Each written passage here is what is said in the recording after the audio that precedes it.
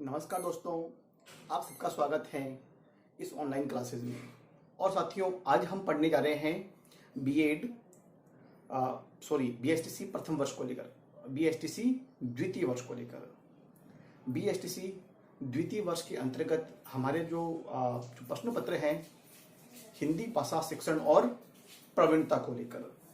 हिंदी भाषा शिक्षण और प्रवीणता जो हमारा एक पंचम प्रश्न पत्र है, और इसी के अंतर्गत हमारी जो इकाई प्रथम है, उच्च प्राथमिक स्तर पर मातृभाषा शिक्षण के उद्देश्य।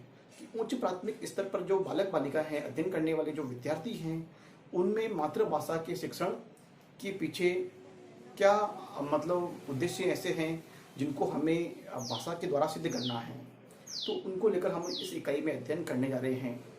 तो कल की इकाई में हमने मातृभाषा शिक्षण के उद्देश्यों को लेकर हमने चर्चा की थी, और उस चर्चा के दौरान हमने ये भी समझने का प्रयास किया था कि मातृभाषा शिक्षण के दौरान मातृभाषा शिक्षण की दो उद्देश्य होते हैं। पहला तो होता है, हमने सबसे पहले पढ़ा भाषिक,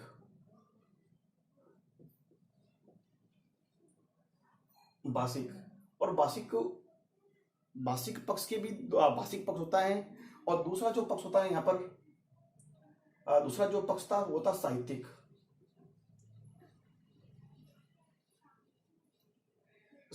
पक्ष, एक तो था भाषिक पक्ष और दूसरा था साहित्यिक पक्ष।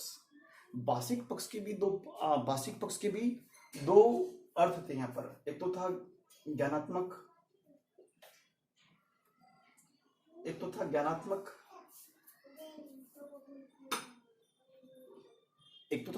पक्ष, और द्वितीय पक्ष था वो था व्यवहारिक पक्ष। दूसरा था व्यवहारिक पक्ष। दूसरा जो पक्ष यहाँ पर था वो था व्यवहारिक पक्ष। ज्ञानात्मक पक्ष के अंतर्गत हमने ये समझने का प्रयास किया था कि ज्ञानात्मक पक्ष में जो बालक की जो बौद्धिक विकास से जुड़ी हुई या जो बौद्धिक क्षमताओं को जो उद्दीप्त करने वाली जो बातें हैं भाषा के अंतर्गत, उनका हम अध्ययन यहाँ पर करते हैं। और व्यवहारिक पक्ष में वो बातों को शामिल करेंगे जो हमारे दिन प्रतिदिन की जो दैनिक जीवन में भाषा के जो उपयोग हैं, या हमारी जो प्रतिदिन की जो एक संप्रेषणशीलता है, या हम औपचारिक भाषा का जो प्रयोग वहाँ पर करते हैं, तो वो तमाम सारी बातें वो एक व्यवहारिक पक्ष के रूप में यहाँ पर सामने आती हैं। तो हम यहाँ भाषा के व्यवहारिक पक्ष के बारे में अध्ययन कर सकते हैं। और उस इतना अध्ययन करने के बाद में अब जो अगला बिंदु जो हमारे समक्ष था वो था भाषा का साहित्यिक रूप। अब भाषा का जो साहित्यिक रूप है ये क्या है? भाषा का जो साहित्यिक रूप है ये हमारे लिए हमें किस प्रकार से मातृभाषा के रूप में हमें प्रभावित करता है। तो साथियों, मैं बिल्कुल इस बात को बताना चाहूँगा कि जब बालकों को हम उच्च प्राथमिक स्तर पर मातृभाषा के शिक्षण को कराते हैं, तो मातृभाषा के शिक्षण कार्य के दौरान हमें बालक की जो आस पड़ोस हैं, उसका जो परिवार है, उसका जो परिवेश है, या विभिन्न तरह की जो बाल साहित्य हैं, या फिर पत्र पत्रिकाएं हैं, या साहित्यिक जो ऐसी सामग्री हैं जिसके माध्यम से बालक को हम भाषा के ज्ञान में अभिवृद्धि करने का प्रयास करते हैं, तो ऐसे ज्ञान में हम बालक को प्रवृत्त करने का प्रयास करते हैं। उसे छोटी छोटी बाल गीतों के माध्यम से, छोटी कविताओं के माध्यम से, छोटे छोटे प्रसंगों के माध्यम से, छोटी चित्र कहानियों के माध्यम से, या छोटे एक प्रसंगों के आधार पर, या छोटे लघु नाटिकाओं के आधार पर हम बालक में भाषा के ज्ञान को एक बढ़ाने के बारे में प्रयास करते हैं। तो साहित्यिक रूप वो है भाषा का जहाँ बालक में मातृभाषा के प्रति अपनी रुचि जागृत हो। तो वो रुचि हम कहीं ना कहीं बाल साहित्य के रूप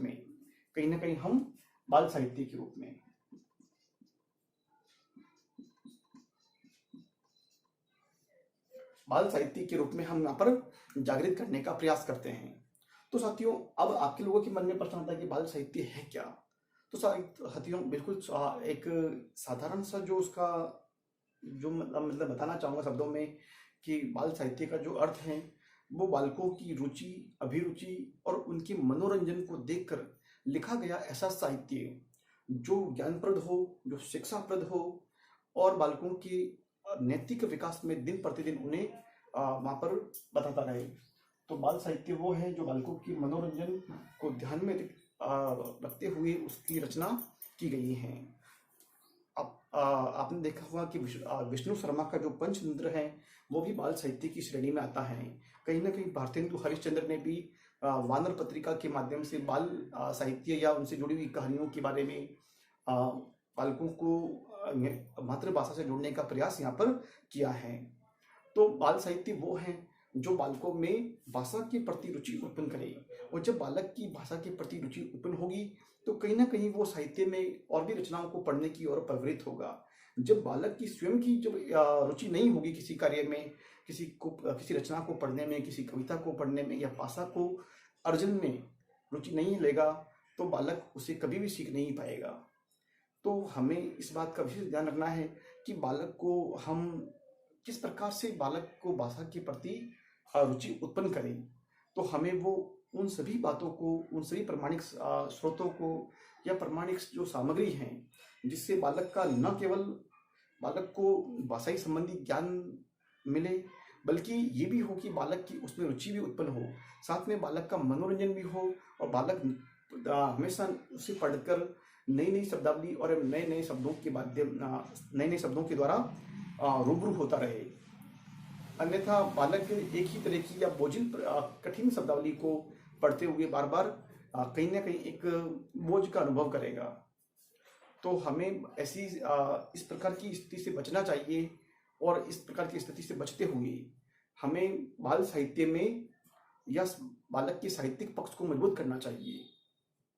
और जब बालक का साहित्यिक पक्ष मजबूत होगा तो बालक का भाषाई संबंधी ज्ञान भी उसमें रुचि लेगा, और जब उसमें जब बालक भाषाई ज्ञान में रुचि लेने लगता है तो वो और भी साहित्य से जुड़ी हुई रचनाओं को पढ़ने में वहाँ पर उन्मुख होता है। और जब बड़ी रचनाओं को या फिर महापुरुषों की रचनाओं को पढ़ता है तो उससे निश्चित रूप से हमारी प्राचीन भारतीय संस्कृति, प्राचीन भारतीय भाषाई संस्कार हैं या जो मतलब विभिन्न वेद वेदांगों के बारे में, उपनिषदों के बारे में या ज्ञान की जो रहस्य हैं उसको समझ सकता है और हमारे एक उच्च कोटि की साहित्य की रचना स्वयं भी कर सकता है।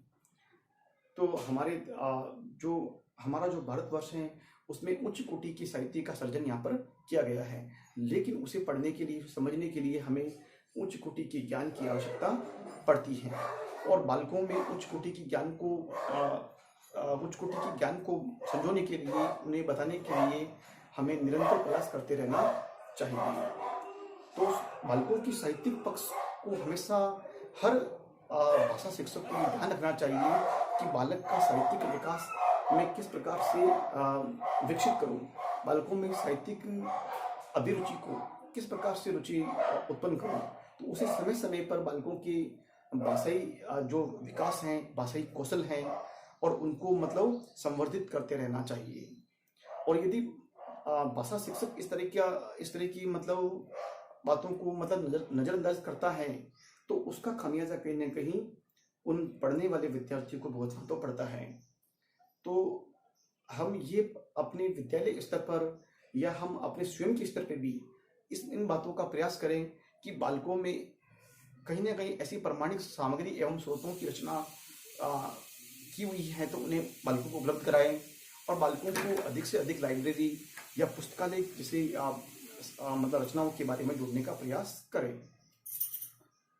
तभी बालकों का जो भाषाई संस्कार है वो सही रूप में हो पाएगा। अन्यथा बालक कहीं ना कहीं भाषा के रूप में पिछड़ते चले जाएंगे।